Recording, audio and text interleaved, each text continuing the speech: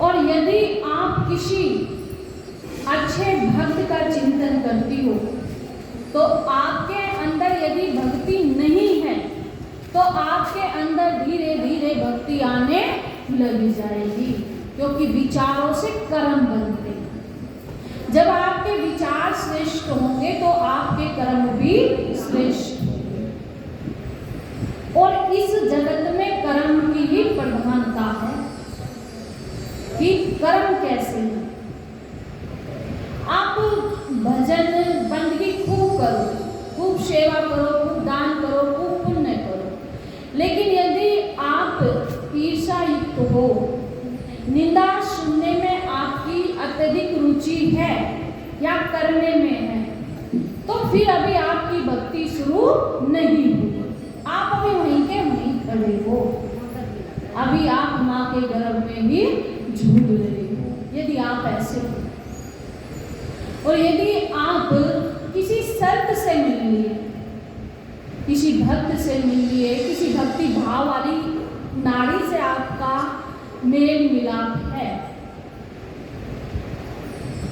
और आपके हृदय में भी उसकी बातें आपको अच्छी लगती हैं, उसकी बातें आपको अच्छी लगती हैं, आप जब उसके साथ हो तो उसकी बातों में, जब साथ नहीं तो उसके ध्यान में हो, उसकी बातों के ध्यान में हो, उसकी कई बातें आपको याद आनी है, तो धीरे धीरे वो बातें आपके अंदर घर करती हैं।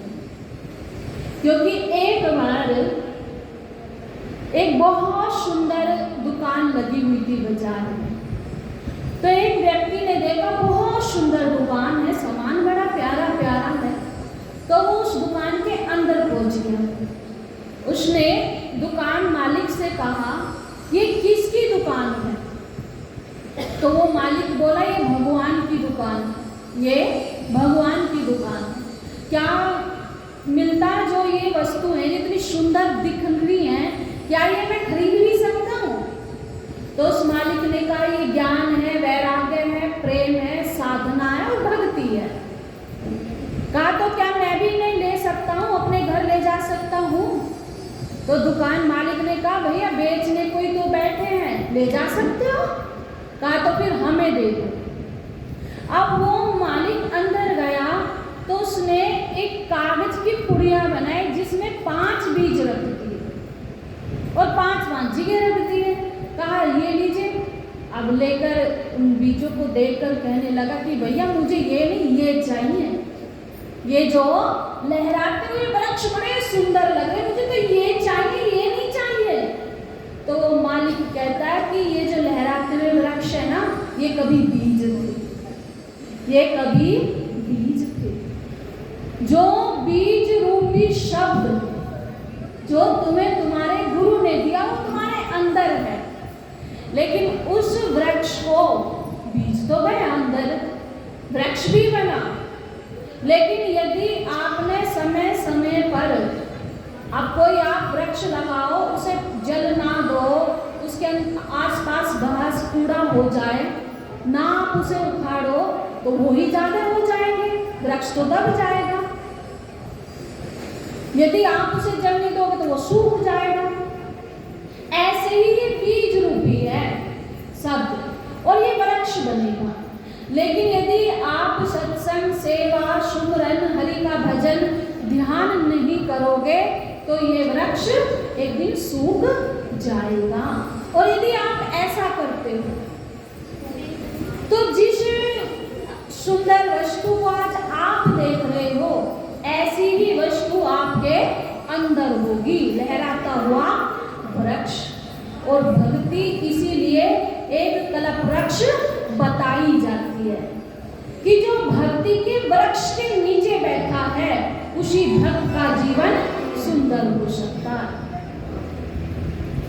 पौंड्रुक बैठा तो भक्ति के वृक्ष के नीचे है, लेकिन बैठा नकली है, असली नहीं बैठा।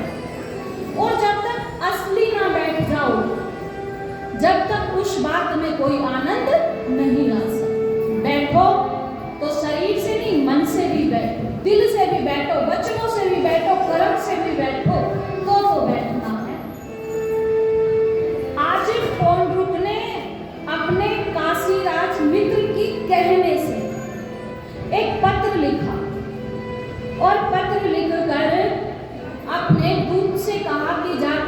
कृष्ण को दूं। उस समय कृष्ण अपनी सभा में बैठे हुए थे। अब कृष्ण ने कहा कि भैया किसका पत्र है? कि जी पौंड्रुक का। अच्छा, तो उन्हीं के जिसने पत्र भेजा उन्हीं से कहा कि भैया इसे पढ़कर सुनाओ, उसने क्या लिखा है। उसने कहा भाई कृष्ण महाराज, इस पत्र में लिखा है कि असली वसुदेव मैं हूँ, जो द्वारिका में है वो असली वसुदेव नहीं है और उसे जल्दी से जल्दी अपनी द्वारिका खाली कर देनी चाहिए, अन्यथा मैं कल आ रहा हूँ उससे द्वारिका खाली करा दूंगा। अब कृष्ण ने कहा पत्र लिखने का समय किसके पास है बोला? आप जाओ और अपने राजा से कहना आने की जरूरत नहीं है, हम कल स्वयं ही उसके पास आ रहे हैं। अगर वो असली वासुदेव है तो हम भी उससे मिलना चाहते हैं। अब दूत ने ऐसा ही जाकर बता दिया। जब पौंड्रुक ने सुना कि कल कृष्ण आ रहे तो घबरा गया और घबरा कर कहाँ पहुंचा? अपने साथियों के पास। तो काशीराज नरेश से जाकर कहा कि आप तो कहते थे वो पत्र सुनकर डर जाएगा, अरे वो तो मुझसे मिलने के लिए आ गया है, अब बता मैं कैसे बचूंगा? तो काशीराज ने कहा कि चिंता मत कर, हम सब तेरे साथ हैं। पौंड्रुक अपने राज्य में वापस लौट जाता है। सुबह श्री कृष्ण भगवान जगते हैं, अपने नित्य कर्म करने के बाद पौंड्रुक के पास जा पहुंचे। पौंड्रुक से कहा कि आप असली वासुदेव हो, हम आपसे मिलने के लिए आए हैं। अब पौंड्रुक बाहर निकल कर आया। प्रभु का और पौंड्रुक का यहाँ युद्ध होता है। प्रभु पौंड्रुक का उद्धार करते हैं, लेकिन प्रभु गति देने की सोच रही, किसी कौन सी गति? तो प्रभु के हृदय जो है करुणा से भरा हुआ, इसीलिए उन्हें करुणालय कहते हैं। तो प्रभु ने सोचा कि हो तो कुछ भी, इसने झूठा ही सही, पर इसने मेरा ध्यान तो किया ही था। झूठा ही सही, किया तो सही ना, इसलिए मैं इसे अधोगति को तो भेजूंगा नहीं, करूंगा इसका कल्याण। तो मेरे प्रभु पौंड्रुक का भी उद्धार करते हैं। जो प्रभु झूठा ध्यान करने पर भी जीव का कल्याण करते, यदि हम शब्द में करें, यदि हम हृदय से, मन से, वचन से करें उनका ध्यान, तो फिर तो वो हमें खुद में ही समान होगी और तब जीव का जीवन धन्य होता है। वो प्रभु परम दयालु हैं, परम कृपालु हैं। दया उनके हृदय में अपार है, दया के सागर हैं और किसी के भी दुख को देखकर वो स्वयं को दुखी पाते हैं। आज जब नारद जी से मिले तो नारद जी से कहते हैं कि देखो धृतराष्ट्र के पुत्र ने पांडव के पुत्रों से सब कुछ ले लिया, अगर दुर्योधन उन्हें कुछ भी स्थान दे देता रहने के लिए तो उसका क्या बिगड़ता था? नारद जी कहते हैं कि प्रभु जिसके आप हो जाओ उसको जीवन में किसी की भी कमी नहीं रहती, और जिसके आप नहीं, चाहे उसके पास कितनी धन दौलत वैभव यश है, लेकिन अंत में वो नरकगामी ही बनता है। मेरा तो मानना प्रभु ये है कि चाहे पांडव पुत्रों के पास कुछ भी ना हो, फिर भी वो सुखी से अपना जीवन व्यतीत करते होंगे। तो आज प्रभु पांडव पुत्रों से मिलने के लिए जाते हैं और एक खांडव नामक स्थान पर प्रभु ने इंद्रप्रस्थ की स्थापना की। उस नगरी में पांचों पांडव अपनी धर्म पत्नी द्रौपदी के साथ खुशी खुशी रहने लगे। प्रभु कहते हैं कि हे धर्मराज युधिष्ठिर, मेरी इच्छा प्राश्रय कीजिए।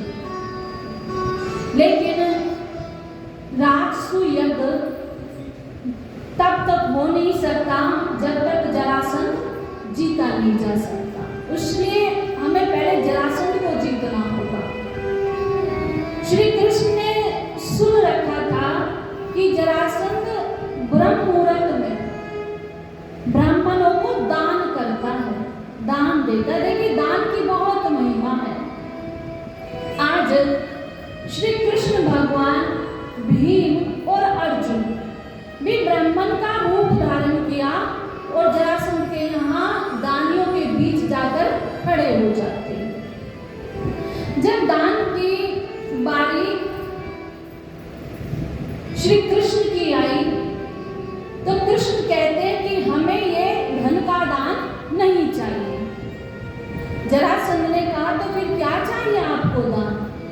आप मेरे यहाँ याचक बन के आए हो और मैं आपको दान ना दूं तो मेरा धर्म घटता है। आप बताइए आपको क्या चाहिए? कृष्ण ने कहा कि हम आपसे युद्ध की इच्छा से आए हैं, आप हमारे साथ युद्ध कीजिए। जरासंध समझ गए कि ये कोई ब्राह्मण नहीं है, ये कोई ब्राह्मण नहीं है। अब जैसे ही अर्जुन और भीम के हाथों पे जरासंध की नजर पड़ी तो कहते हैं कि जिनके हाथों पर धनुष बाण के निशान है, ये कैसे ब्राह्मण हो सकते? फिर ब्राह्मणों में कहाँ इतना दम जो मेरे सामने आकर युद्ध करेंगे? तो कहते हैं कि देखिए मैं समझ गया आप ब्राह्मण नहीं हो। अब जब आपने वचन ले ही लिया तो मुझे ये भी बताओ आप हो कौन? तब कृष्ण ने कहा कि मैं वासुदेव कृष्ण हूं और ये पांडव पुत्र अर्जुन और भीम हैं। जरासंध ने कहा कि कृष्ण मैं तुमसे युद्ध नहीं करूंगा क्योंकि तुम पहले तो युद्ध के लिए ललकारोगे और फिर रण छोड़कर भाग जाओगे। ऐसे रण छोड़ से मैं युद्ध नहीं कर सकता। हाँ, अर्जुन मेरे सामने बच्चे के समान लगता है, जैसे कोई बच्चा हो, तो मैं इस बच्चे से भला क्या युद्ध करूं? लेकिन भीम मेरे समान बलवान है, मैं भीम के साथ अवश्य युद्ध करूंगा। जरासंध और भीम का युद्ध शुरू हो जाता है। पूरे दिन जरासंध और भीम आपस में युद्ध करते हैं। अभी कोई भी एक दूसरे को नहीं हरा पा रहा। लेकिन जरासंध के घर गए हुए हैं भीम और अर्जुन और कृष्ण। रात्रि के समय भोजन 7:30 पाते हैं। जरासंध रात्रि में भोजन सबके साथ करके बड़ी मित्रता के साथ बातें करते हैं। ऐसा नहीं है कि भाई सुबह युद्ध करेंगे तो इनकी आपस में ईर्ष्या है, यानी कुछ बात है तो दिन तक है, रात्रि में आनंद ही आनंद है। आज 27 दिन युद्ध करते करते बीत गए। भीम का मनोबल टूट गया। कृष्ण से कहा कि मैं इसको नहीं जीत सकता। कृष्ण कहते हैं कि जीत तो सकते हो और कई बार जीतने के लक्ष्य के करीब होते हो आप, लेकिन आपसे गड़बड़ हो जाती है कि क्या आप जो इसके शरीर को बीच से काटते हो, आप एक ही दिशा में फेंक देते हो। अब आपको एक दिशा में नहीं विपरीत दिशा में फेंको तो इसकी मृत्यु तय है। सुबह फिर युद्ध हुआ और भीम को वो बात याद रही जो अर्जुन ने बताई थी, तो जरासंध के धड़ को बीच से अलग किया और विपरीत दिशा में फेंक दिया। इस प्रकार से मेरे प्रभु ने जरासंध का उद्धार किया।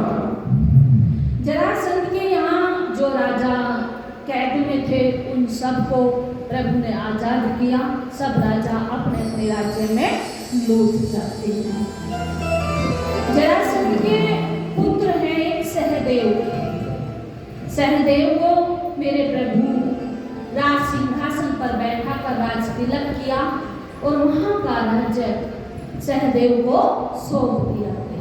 सहदेव अब अपने राज्य में बड़े प्रेम के साथ सभी की सेवा, भक्ति, भजन, साधना करते अपने जीवन को व्यतीत करते हैं। बड़ा सुंदर इंद्रप्रस्थ में राजसु यज्ञ संपन्न हुआ। अब उस यज्ञ में एक सवाल उठा कि सबसे पहले पूजा किसकी की जाए। तो सभी ने कहा कि सर्वप्रथम पूजा श्री कृष्ण की जाए, अग्र पूजा कृष्ण की हो। सर्वप्रथम पूजा कृष्ण की गई, लेकिन वही है कृष्ण की बुआ के पुत्र शिशुपाल, जो बहुत ही ईर्ष्या करते हैं कृष्ण से। खूब गालियां की बौछार कृष्ण पर की गई, लेकिन कृष्ण ने अपनी बुआ को वचन दे रखा था कि जब तक ये 100 गाली मुझे देगा मैं माफ करता रहूंगा, लेकिन जहां 100 से एक भी ऊपर हुई तो मैं इसका उद्धार कर दूंगा। आज प्रभु उसका उद्धार करते हैं। उसी समय उसके हृदय से ज्योति निकलते और प्रभु के हृदय में जाकर समा जाती है। दुर्योधन इंद्रप्रस्थ की जो नगरी बहुत सुंदर है देखने में, तो उसे देखते देखते कि कैसे कक्ष बने हुए, कैसा भवन बना हुआ है। उसकी एक विचित्र बात है कि जहां जल है वहां मानो सूखा नजर आता है कि हम भूमि है, लेकिन जहां सूखा है वहां जल नजर आता है। और इसी गलती में दुर्योधन गिर जाते हैं जल में। ऊपर खड़ी हुई है द्रौपदी, और द्रौपदी ने जो ही दुर्योधन को गिरते हुए देखा तो एकदम बोल दिया कि अंधे का पुत्र अंधा। बस द्रौपदी का यूं हंसना था और यहीं से महाभारत का बीज बो गया। दुर्योधन वापस आया, अपने राज्य में वापस आया, लेकिन हस्तिनापुर में अब खुश नहीं है। 24 घंटे वेदना है हृदय में कि कैसे द्रौपदी से अपने अपमान का बदला लूं, और जब तक लूंगा नहीं, शांत नहीं बैठूंगा। तो अपने मामा शकुनी से कहा कि मामा, आप मुझे बदला लेने का कोई ऐसा सटीक उपाय बताओ जिससे मैं सब कुछ उनसे दोबारा छीन लूं, यहाँ तक कि भी द्रौपदी को मैं छीन लूं। श्री शकुनी ने कहा कि हे पुत्र दुर्योधन, आप जुए का आयोजन कीजिए, और जो युधिष्ठिर से भी जुआ बहुत प्रिय है, वो भी खेलना बहुत शौकीन है उस चीज का। यहाँ दुर्योधन की तरफ से शकुनी जुए में पासा फेंकते हैं और पांडवों की तरफ से युधिष्ठिर जी फेंकते हैं। जब युधिष्ठिर जी पासा फेंकते तो उनके विपरीत पड़ते, लेकिन शकुनी को जो चाहिए वो ही पासा पड़ते थे। धीरे धीरे दुर्योधन सब कुछ हार गए। दुर्योधन ने कहा, युधिष्ठिर कहते कि दुर्योधन, अब मैं सब कुछ हार चुका हूं, मुझे जाना है, मैं जाना चाहता हूं। दुर्योधन ने कहा कि नहीं, अभी आपके पास एक ऐसी वस्तु है, ऐसा कुछ है जिसको आप यदि दांव पर लगा दो तो आप फिर से अपना राज्य, भवन सब कुछ पा सकते हो। युधिष्ठिर सोचने लगे कि मेरे पास ऐसा क्या है। दुर्योधन से पूछा कि क्या दांव पर लगाऊं, और क्या बचा मेरे पास, मैं तो सब कुछ हार गया। कहा कि आपकी पत्नी द्रौपदी, क्योंकि द्रौपदी कोई वस्तु तो है नहीं जो दांव पर लगाई जाए, शास्त्र में यह मर्यादित कार्य है। लेकिन यहाँ युधिष्ठिर जी कर बैठे, द्रौपदी को दांव पर लगा दिया और द्रौपदी को भी हार जाते। जिस समय द्रौपदी को आज उस खेल में हारे, तो वहीं दुर्योधन का भाई जो दुशासन है वो बैठा हुआ। दुर्योधन ने दुशासन से कहा कि जाओ और जाकर द्रौपदी को मेरे पास लेकर आओ। अब वो कोई रानी नहीं रही, अब वो मेरी जीती हुई मेरी दासी है। द्रौपदी अपने कक्ष में है, इस अवस्था में है कि वो बड़ों के सामने नहीं आ सकती।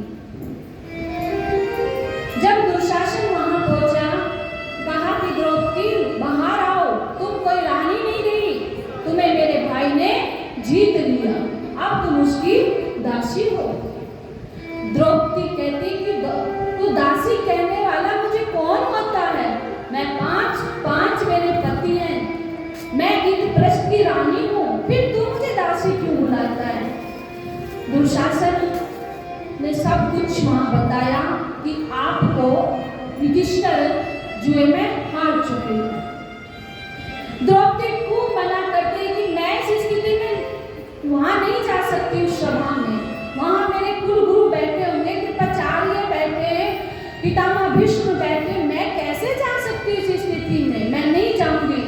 लेकिन दुशासन एक नहीं सुनता और आज जिस देवी के शरीर को हवा तक ने भी नहीं देखा, आज उस देवी के बाल केसों को पकड़ा गया और घसीटते हुए उस सभा में लेकर दुशासन जाता है। जो ही दुशासन उस सभा में आज द्रौपदी को लेकर गए, दुर्योधन ने कहा कि दुशासन अब ये कोई रानी नहीं रही, अब ये 5 पतियों की पत्नी नहीं रही, मेरी दासी हो गई और मेरी इच्छा है कि इसे निर्वस्त्र करके मेरी जंघा पर बैठाया जाए। बस ये सुनना था कि द्रौपदी की आंखों से आंसू बहने लगे। द्रौपदी सभी से कहती है, क्या ये गलत नहीं है? क्या कौरवों की सभा में केवल धृतराष्ट्र अंधे हैं? अरे यहाँ तो सभी अंधों की सभा है। क्या किसी को ये दिखाई नहीं देता कि मैं इस कुल की कुलवधू हूँ और मेरा इतना अपमान? अरे जहाँ नारी का अपमान होगा वहां से यश वैभव लक्ष्मी सभी चली जाएगी, उस कुल का विनाश होगा। मैं कहती हूँ मुझे छोड़ दो, लेकिन दुशासन की एक नहीं सुनता। द्रौपदी सभी के सामने हाथ जोड़ती है। जब द्रौपदी की पितामह भीष्म से पूछा कि क्या ये सही हो रहा है आपकी सभा में, तो पितामह भीष्म भी गर्दन नीची कर देते हैं। हालांकि यदि पितामह भीष्म एक बार भी दुर्योधन से कह देते ये गलत है, तो दुर्योधन की भी ताकत नहीं थी कि ऐसा कर पाता। लेकिन यहाँ पितामह भीष्म भी प्रतिज्ञा से बंधे हुए हैं कि जो भी राजपुत्र होगा मैं उसकी राजा के समान आज्ञा का पालन करूंगा। गुरु द्रोणाचार्य से कहा, क्या आप नहीं रोक सकते? जब सभी ने गर्दन झुका ली तो अपने पतियों के पास पहुंची, लेकिन पति तो पहले ही हार चुके हैं, पति कुछ नहीं बोल सकते। जब द्रौपदी को चारों तरफ से निराशा की प्राप्ति हुई तो द्रौपदी भरी सभा में रोती है कि हे गिरधर, अब शायद तू मेरी रक्षा करेगा, क्योंकि जिसका कोई भी संसार में नहीं उसका तू होता है। बोलो बांके बिहारी लाल की जय।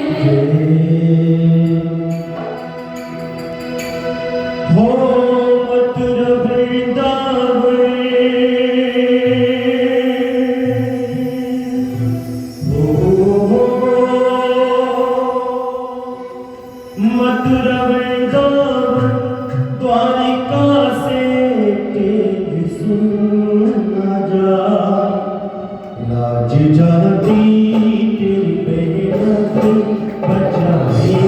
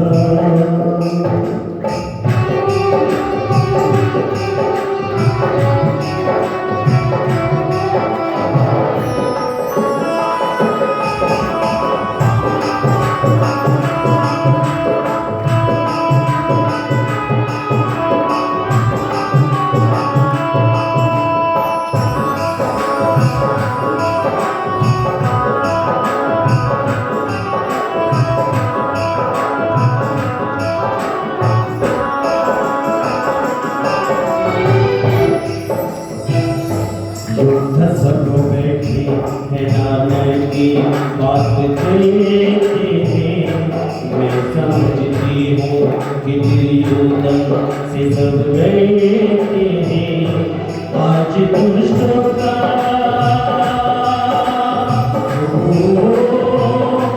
आज दुष्टों का सर्वनाश करने लगा आज जाती तेरी बहना की बचाने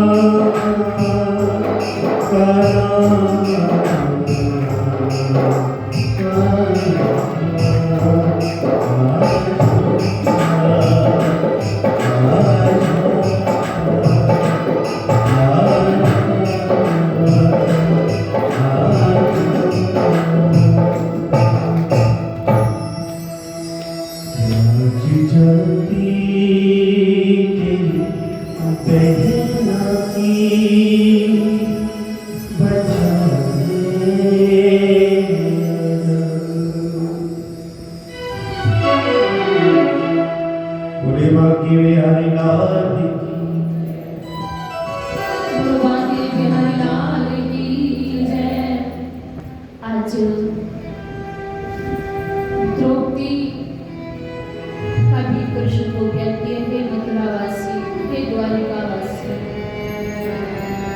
जहाँ तक भी समय द्रौपदी सोच सकते वहीं से कृष्ण को पुकारती है, लेकिन मन में एक भाव है कि मेरे रहते हुए मेरी लाज कोई भी नहीं लूट सकता, मुझे निर्वस्त्र कोई नहीं कर सकता।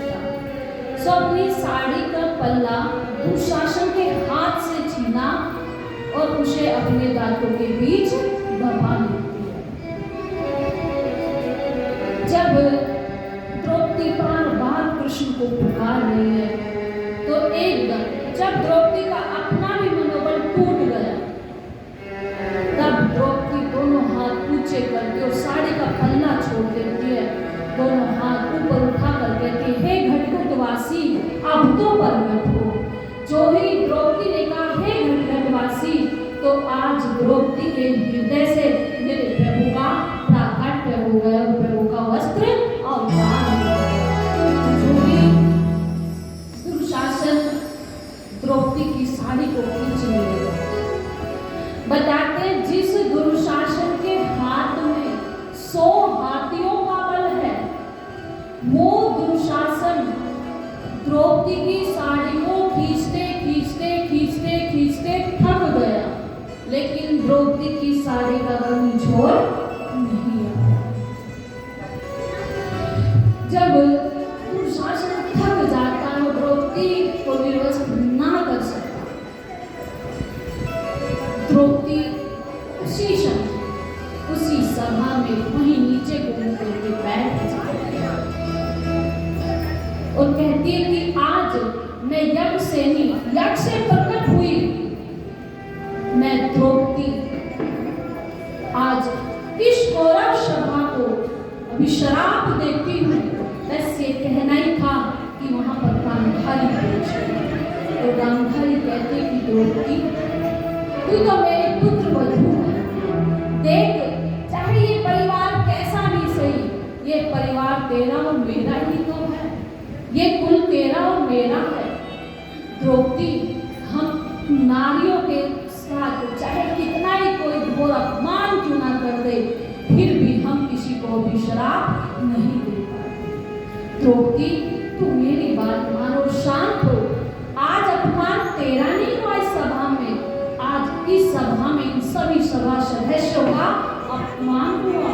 आज तू निर्वस्त्र नहीं हुई, आज ये सब निर्वस्त्र हो गए। द्रौपदी को राजमाता कुंती वहां से उठाते और कोई भवन लेकर चली जाती है। खूब द्रौपदी को समझाया जाता है, लेकिन द्रौपदी की आंखों से अश्रु धारा बंद नहीं हुई। द्रौपदी के खुले केस हैं जो हर बार द्रौपदी को याद दिलाते कि मेरे इन केसों को उस पापी दुशासन ने छुआ और मैं इन्हें अब कभी बांधूंगी नहीं जब तक उसके रक्त से धो ना हो। जो भी कुछ दुष्ट दुर्योधन ने छल से युधिष्ठिर का छीना था, वो सब कुछ धृतराष्ट्र वापस दे दिया। कुछ समय के बाद दुर्योधन ने फिर कहा कि अब हम नीति के अनुसार जुआ खेलेंगे। इस बार भी सब कुछ यहाँ युधिष्ठिर जी हार जाते हैं और इस बार महाराज युधिष्ठिर को 12 वर्ष का वनवास और 1 वर्ष का अज्ञातवास मिलता है कि 12 वर्ष ही वनवासी जीवन जिए थे और 1 वर्ष का अज्ञात वनवास हुआ। लेकिन यदि उस अज्ञात वनवास में इन्हें किसी ने देख लिया या किसी को ये पता चल गया कि वो वहां है, तो इनका वो खंडित वनवास हो जाएगा, इन्हें दोबारा अज्ञातवास में जाना होगा। 12 वर्ष वनवास में द्रौपदी अपने 5 पतियों के साथ अपना जीवन व्यतीत करती है। लेकिन यहाँ एक सोचने की बात यह है कि जो द्रौपदी है वो यक्षिणी है, यक्ष से प्रकट हुई शक्ति है, दुर्गा है, माँ काली है, लेकिन फिर भी संसार के नियम निभाती है, फिर भी कुल की परंपराओं को निभाती हैं। कि जब गांधारी ने कहा कि ये मेरा ही कुल है, ये तेरा कुल, इसे शराब मत दे, और आज कि बस तोड़ जिठानी अलग हुई, कहानी खत्म हुई। अब वो उसकी दुश्मन और वो उसकी दुश्मन बन बैठे, भाई भाई अलग हुए, दूसरे दुश्मन बन बैठे। किसके लिए? जिसके लिए हम दुश्मनी पा रहे, ईर्ष्या करें, क्या ये सब हमारा साथ देगा? ये तो कुछ भी नहीं, यहाँ का तो कुछ भी नहीं, हमारा एक पल भी साथ वहां निभा सकता। तो भी इन सब के लिए क्यों हम अपने कर्मों को खराब करते? बोली यक्षिणी अपने पतियों से बार बार कहती है कि हमें वनवास मिला है ना, हम इस वनवास को भी धर्म पूर्वक निभाएंगे, हम इसमें भी धर्म की रक्षा करेंगे।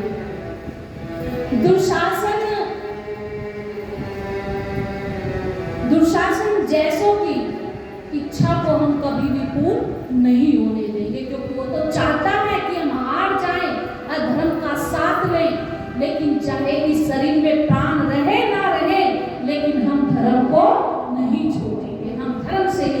जीवन जिएंगी। जो आज वन में अपना जीवन व्यतीत कर रही है, वहां भी वो धर्म की रक्षा करती हैं कि जिस समय दुर्वासा ऋषि अपने कुछ शिष्यों के साथ वहां पधार कर भोजन की इच्छा से, तो दुर्वासा ऋषि का जब ये पता चला युधिष्ठिर महाराज को कि दुर्वासा जी आए हुए हैं, अब ऋषि आए हैं तो भोजन तो करेंगे ही। द्रौपदी से जाकर कहा कि देवी, हम सबने तो भोजन कर लिया, क्या तुमने भी भोजन पा लिया? तो द्रौपदी ने कहा कि महाराज मैं तो भोजन कर चुकी हूँ। कहा कि देवी, लेकिन इस समय तो दुर्वासा ऋषि आए हुए हैं, और जो सूर्य भगवान ने आपको पात्र दिया था उसमें तो ये सामर्थ्य था कि जब तक तुम भोजन ना कर लो तब तक उसका भोजन समाप्त नहीं होता, फिर आप उन्हें कैसे भोजन कराते? दुर्वासा ऋषि अपने शिष्यों के सहित स्नान के लिए चले जाते हैं। उधर द्रौपदी अपनी झोपड़ी में बैठी हुई प्रभु का ध्यान करती है। हे माधव, आज आपको तो सब पता है कि मैं अब राजभवन में नहीं हूँ, मैं इस समय वनों में अपना जीवन व्यतीत कर रही हूँ, और दुर्वासा ऋषि के साथ बहुत उसके शिष्य हैं, भला हम कैसे उन्हें भोजन करा पाएंगे? बस याद किया और मेरे कृष्ण वहां प्रकट हो जाते हैं, और कृष्ण ने जो ही ये सोच रही है कि पीछे से आवाज लगाई कि सखी क्या चिंतन चल रहा है, जो ही कृष्ण के वो मधुर शब्द द्रौपदी के कानों में पड़े तो द्रौपदी ने पीछे मुड़कर देखा, कृष्ण तुम? कि हाँ, बताना सखी क्या सोच रही थी? मैं सोच रही थी कृष्ण, दुर्वासा ऋषि आए हुए हैं, वो भोजन पाएंगे। कृष्ण कहते कि दुर्वासा ऋषि नहीं पाएंगे, मैं भी पाऊंगा आज भोजन, मैं भी भूखा ही आया हूँ।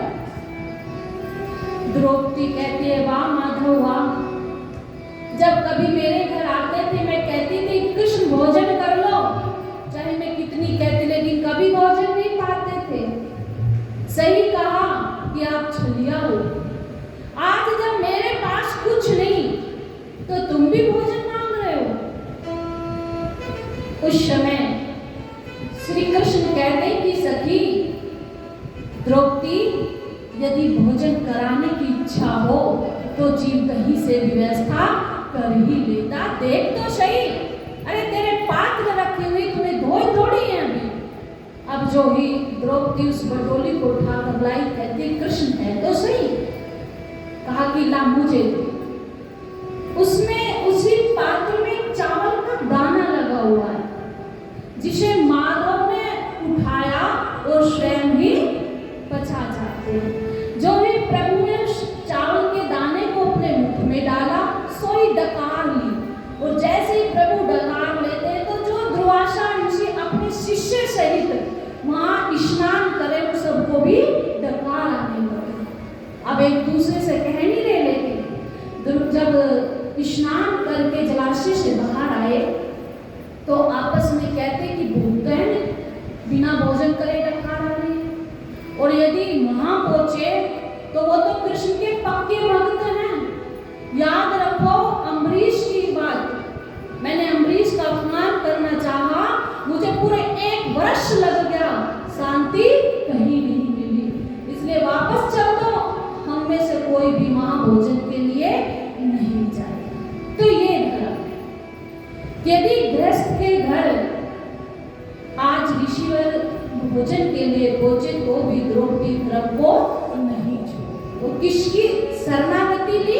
संसार की नहीं, क्योंकि संसार देख लिया था कौरव की सभा में, ये संसारी कोई भी अपने नहीं हो सकते, केवल गिरधर ही अपना है, उसके सिवा कोई भी अपना नहीं है जीव का। बोलो भाग्य बिहारी लाल की जय।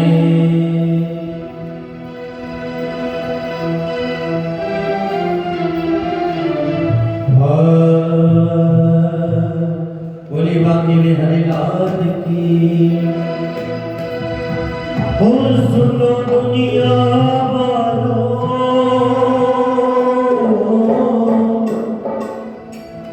मेरी जिससे यारी है, जिसने मेरा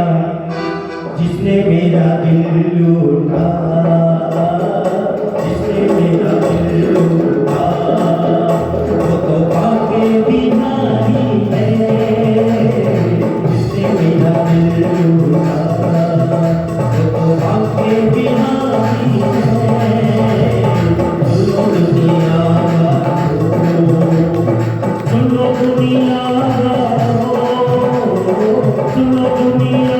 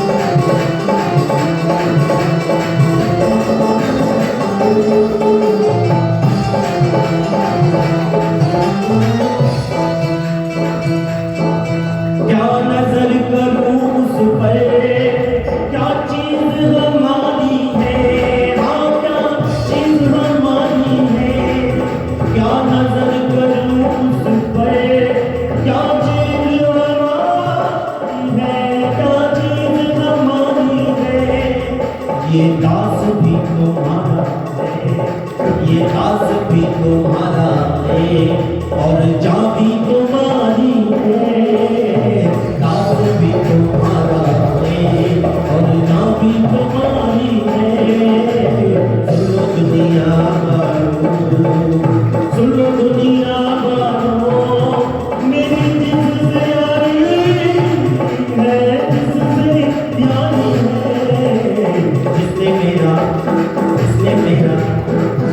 मेरा दिल लूटा, जिसने मेरा दिल लूटा,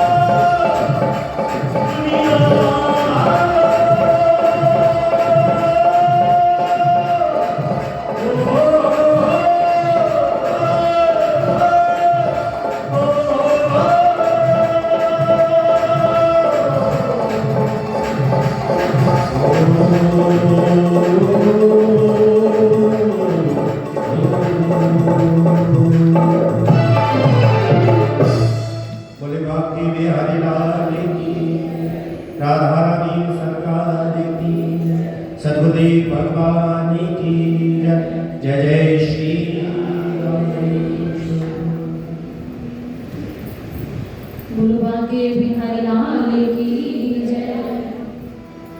आज जब 1 वर्ष का अज्ञातवास संपूर्ण हुआ,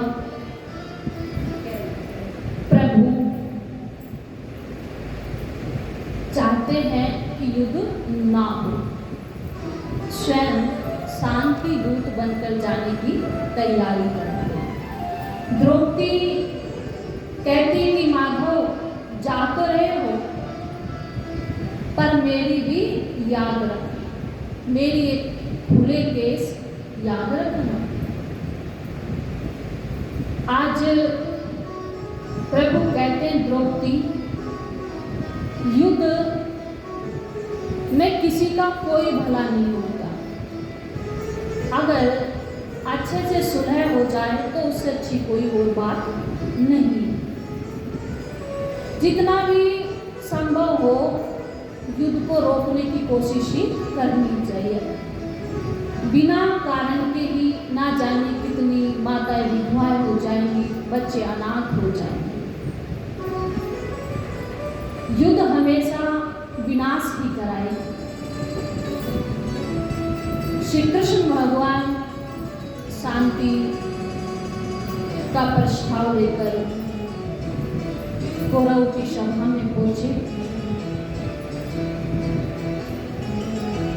सभी ने कृष्ण का खूब सम्मान किया।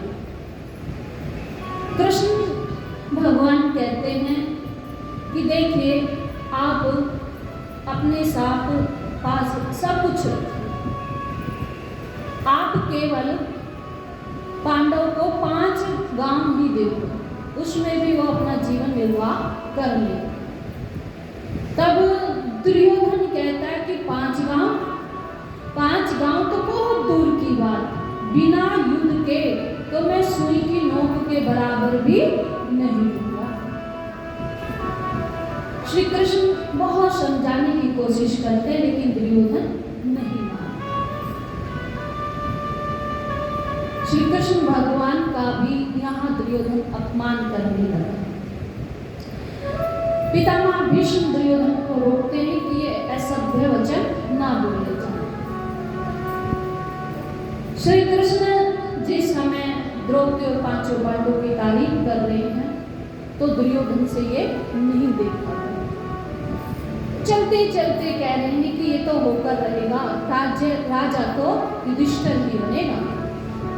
उसी समय दुर्योधन ने अपने सैनिकों को आज्ञा दी कि कृष्ण को बंदी बना लिया जाए। अब जो भी कृष्ण को बंदी बनाने के लिए चले तो यहाँ एक कवि बड़ी सुंदर कविता बोलते हैं कि कृष्ण द्वारिका आए, शांति का संदेशा लाए। दो न्याय अगर तो आधा दो, इसमें भी यदि बाधा हो तो दे दो केवल 5 ग्राम, रखो अपनी धरती तमाम। दुर्योधन ये भी दे न सके, आशीष प्रभु का ले न सके, उल्टा हरि को बांधन चले, जो था ऐसा तो से साधन चले। फिर कुपित होकर प्रभु बोले, आ दुर्योधन बांध मुझे, जो है ऐसा साधु से। अरे दुष्ट पापी, तू क्या मुझे बांध सकता है, तू क्या उसको दे सकता है, तू तो देने योग्य ही नहीं। ऐसे इतना सुंदर था। और श्री कृष्ण भगवान अपना विकराल रूप धारण करते हैं, जितने भी सैनिक चले पीछे वो दौड़ जाते हैं, कोई भी कृष्ण के पास नहीं पहुंचा। आज श्री कृष्ण भगवान जो मनों के भावों को जानते हैं। अब दुर्योधन को लगा कि मैंने ये गलत कर दिया, अब मुझे ये अपना भी बनाना चाहिए, क्योंकि युद्ध में इसकी सहायता भी चाहिए। तो कहता है कि मैंने तेरे लिए 56 प्रकार के भोग तैयार कर रखे हैं। कृष्ण कहते हैं, सुन, या खाने वाले के अंदर भूख हो तो भोजन किया जा सकता है, और या खिलाने वाले का भाव, केवल 2 स्थिति में भोजन कर सकते हैं, वरना अन्य स्थिति में किसी के घर भोजन नहीं करना चाहिए। मैं तेरे घर भोजन नहीं कर सकता। कहा क्यों नहीं कर सकते मेरे घर भोजन? कहा कि मुझे विदुर काका के घर से निमंत्रण आया है। अब दुर्योधन कहता कि काका तो मैंने निकाल दिए, वो कहाँ मिल लिए तुमसे, ताकि वो मिल लिए मुझसे। आज मेरे प्रभु कदली वन में विदुर जी के घर में जाकर माँ विदुरानी के हाथों से केले के छिलकों का भोग लगाती है। वो मेरे प्रभु, वो नारायण जो संसार को सुख देना चाहते, संसार को यश देना चाहते हैं, लेकिन दुर्भाग्य इस जीव का देखो, इसके पास सब कुछ है फिर भी ये उससे जुड़ना नहीं चाहता, फिर भी ये संसार को ही चाहेगा, संसार के पास को ही दौड़ता है, जो अपना कभी नहीं होता। और जो अपना है वो परमेश्वर अपना है, लेकिन उसे अपना बनाना नहीं जानता। और जो अपने नहीं है उनके रिश्ते नाते बंधनों में ये जीव बंधा पड़ा है। प्रभु ने खूब कोशिश की युद्ध टाला जाए, लेकिन युद्ध नहीं टाला। महाभारत का भयंकर युद्ध कुरुक्षेत्र में होता है, जिसमें 100 के 100 गंधारी पुत्र मारे गए, लेकिन 5 पांडव आज भी सुरक्षित हैं। क्यों? क्योंकि विपरीत परिस्थिति आने पर भी 5 पांडव धर्म को नहीं छोड़ते। और जो धर्म रक्षित हो, जो धर्म की रक्षा करता है, धर्म रक्षिता उसकी धर्म रक्षा करता है। जिस समय श्री राम वनवास जा रहे थे तो अपनी माँ कौशल्या से कहते कि माँ, कभी मैं घबरा जाऊं तो मेरी रक्षा कौन करेगा माँ, क्योंकि पुत्र भाव है राम का भी। तो माँ कौशल्या कहती कि बेटा, जिस धर्म की तुम रक्षा करोगे वो ही धर्म हमेशा तुम्हारी रक्षा करेगा, इसलिए धर्म की हमेशा रक्षा करनी चाहिए अपने की, क्योंकि समय आने पर वो धर्म हमारी रक्षा कर सकता है। कि इतना अच्छा व्यवहार रखो अपना, इतना अच्छा समाज में अपना व्यवहार रखो कि यदि गलती से गलती तुमसे हो जाए तो सुनने वाला ये कह दे भैया उसकी गलती नहीं, उसका समय खराब था, वरना तो वो इंसान बड़ा अच्छा है। ऐसा व्यवहार अपना होना चाहिए। ये धर्म की रक्षा का जो संकल्प लेगा, धर्म उसकी रक्षा करता है। पांडव ने धर्म को नहीं छोड़ा, पांडव की जीत हुई। कौरव धर्म को नहीं, अधर्म को अपनाते तो 100 के 100 कौरव मारे जाते हैं। 5 पांडव को आज विजय की प्राप्ति होती है। आदरणीय बलराम जी आए और बलराम जी को श्री कृष्ण बताते हैं कि भयंकर यहाँ युद्ध हुआ जिसमें कौरव मारे गए और पांडवों को विजय की प्राप्ति हुई है। बलराम जी कहते हैं कि मैं तो जानता था कि कृष्ण जिसकी तरफ है जीत उसकी ही होगी, इसीलिए मैं इस युद्ध में नहीं रहा। अगर रहता तो मुझे अपने शिष्य के साथ ही रहना पड़ता, और शिष्य है दुर्योधन। आज भगवान द्वारिका में, क्योंकि आपने कथा बीते दिवस में सारी ये श्रवण की थी, आज श्री कृष्ण भगवान वापस द्वारिका में पधारते हैं। भगवान द्वारिका में हर रोज राधे को याद करते हैं, राधे के ध्यान में रहते हैं और कहते हैं कि हमारे मन की वृत्ति जिस दिन अंतर्मुखी बनेगी वो ही राधा है। जब हमारा हृदय, हमारा मन प्रेम से भर जाए तो हमारे हृदय में राधा का प्रागट्य है। हर श्वास में जब हम हरि का भजन करेंगे तो हमारे हृदय में प्रकाश का प्रागट्य होगा।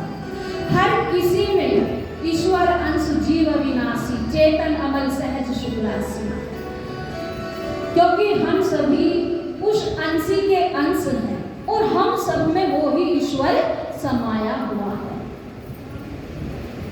जब हर किसी में हम प्रभु की छवि देखेंगे तो हमारा हृदय आनंद से भर जाएगा।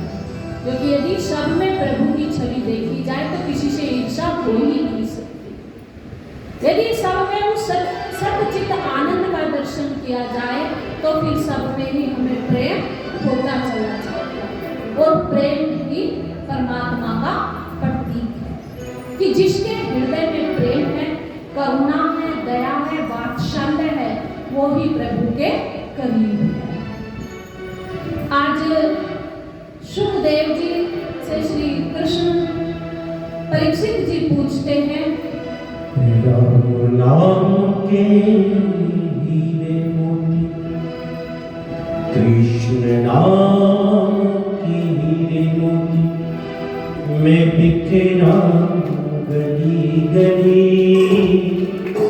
ले लो रे कोई राम का प्यारा, सुर बजाओ गली गली, बोलो राम बोलो राम बोलो राम राम राम, बोलो राम बोलो राम बोलो राम राम राम, राम नाम के कृष्ण नाम के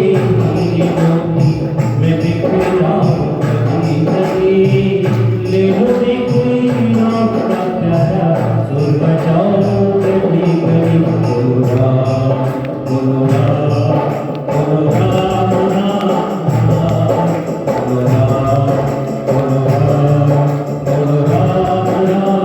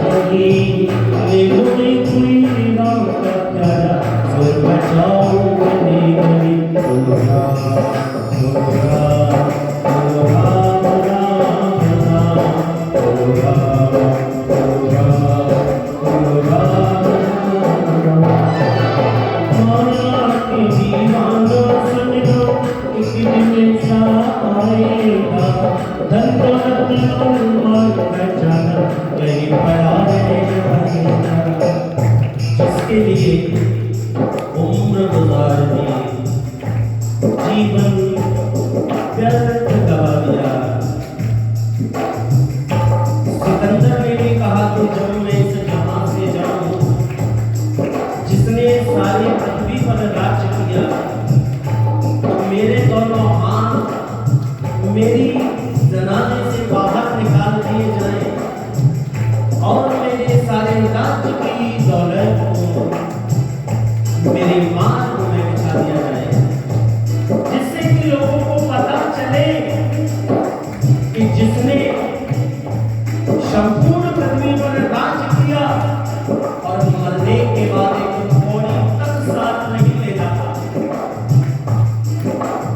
अगर कुछ साथ जाएगा तो केवल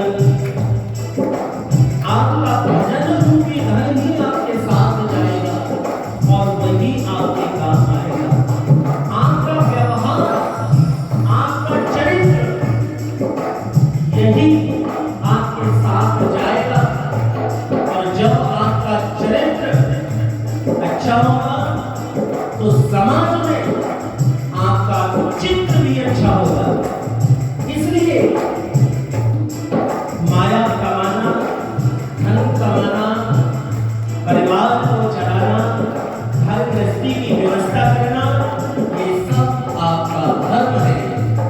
लेकिन माया में फंस जाना, घर गृहस्थी में फंस जाना, ये सब बंधन के कारण है।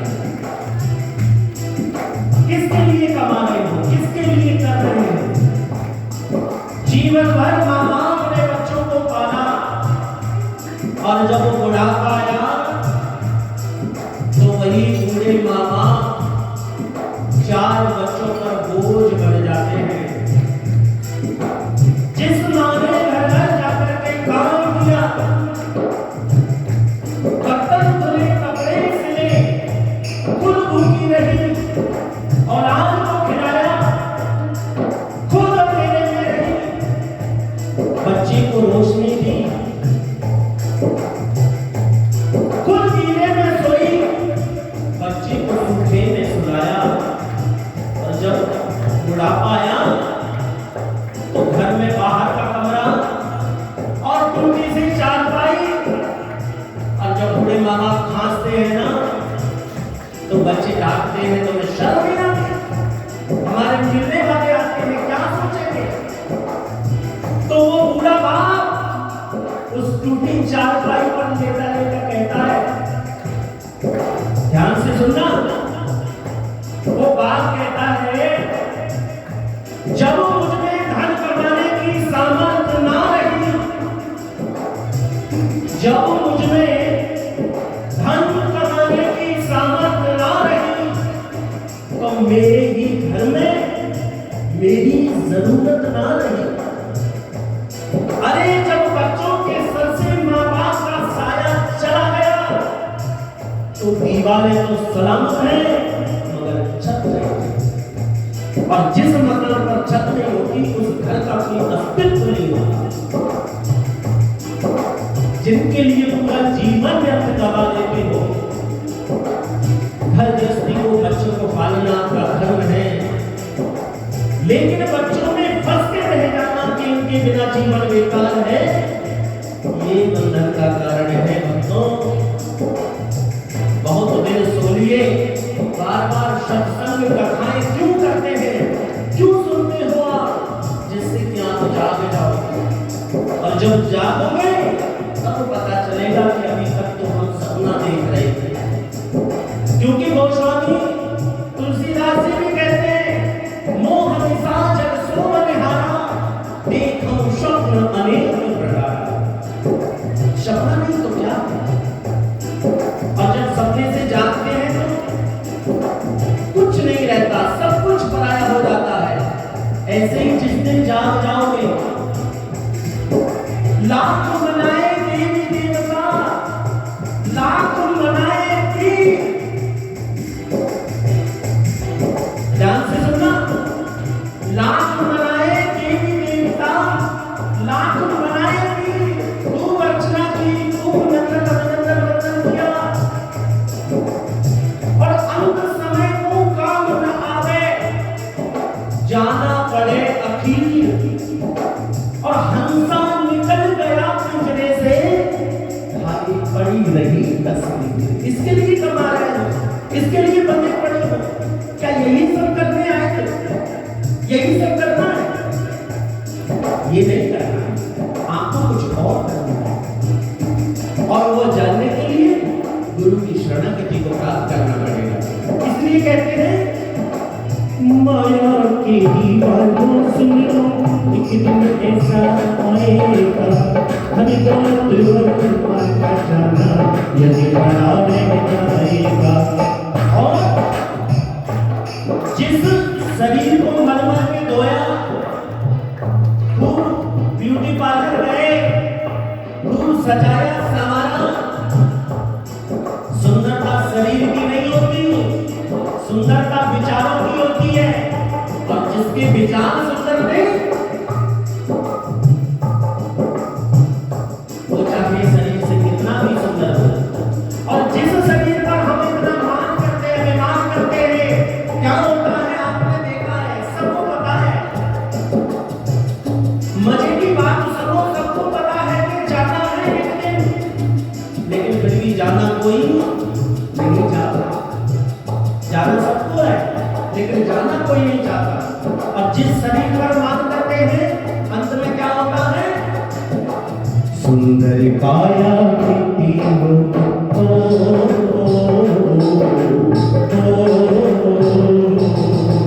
सुंदर काया मिट्टी होगी, चर्चा होगी कटी कटी, ले लो रे कोई रंग का प्यारा, सुर मचाऊं गली गली। बोलो राम बोलो राम बोलो राम राम राम, बोलो राम बोलो राम बोलो राम राम राम। क्यों करता है मेरा तेरी, ये तो तेरा मकाम नहीं, झूठ जग में फंसा हुआ है, वे सच्चा इंसान नहीं। क्यों करता है मेरा मेरी, ये तो तेरा मकाम नहीं, झूठ जग में फंसा हुआ है, वे सच्चा इंसान नहीं। जगत सराय ये तो जिंदगी है,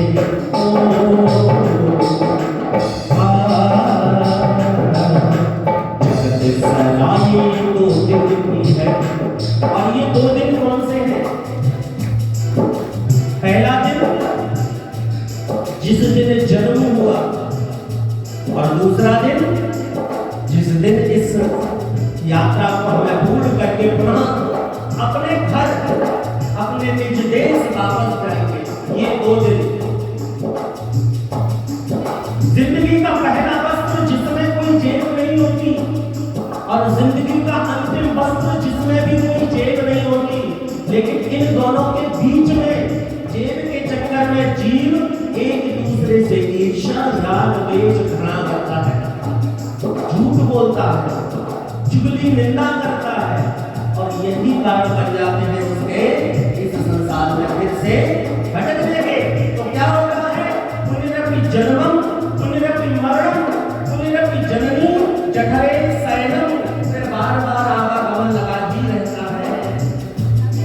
लेकिन ये मनुष्य शरीर जिस दरवाजे से हम भगवान से दूर हो गए, उस ईश्वर से दूर हो गए, उसी से हमें वापस उनसे मिलना है। ये वो दरवाजा है, साधन धाम मोक्ष का द्वारा, यही मोक्ष का दरवाजा है। जो मनुष्य शरीर और कोई साधन नहीं है, कितने भी यत्न कर लो, प्रयत्न कर लो। इसलिए कहते हैं जगत सराय तो जिंदगी है, अंत में होके चला चली, ले लो रे कोई राम का प्यारा, सुर मचाओ गली गली। बोलो राम बोलो राम बोलो राम राम राम, बोलो राम बोलो राम बोलो राम राम राम। राम नाम के बिने मोती, कृष्ण नाम के बिने मोती, मैं फिर राम कभी कभी, ले लो रे कोई राम का प्यारा, सुर मचाओ गली गली। बोलो राम बोलो राम बोलो राम राम राम, बोलो राम बोलो राम बोलो राम राम राम राम, बोलो राम बोलो राम बोलो राम राम। बोले बाकी बिहारी लाल की जय जय श्री राम।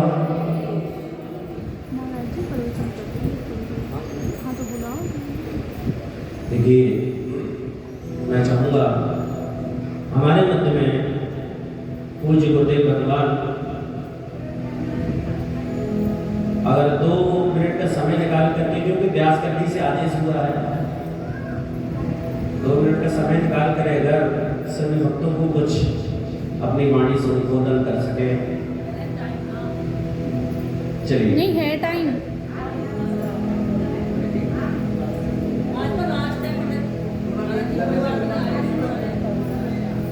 अगर समय हो तो 2 मिनट का उद्बोधन।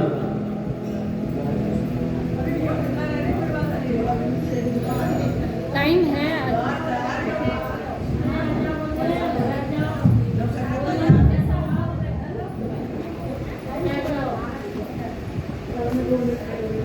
इधर आ जाओ।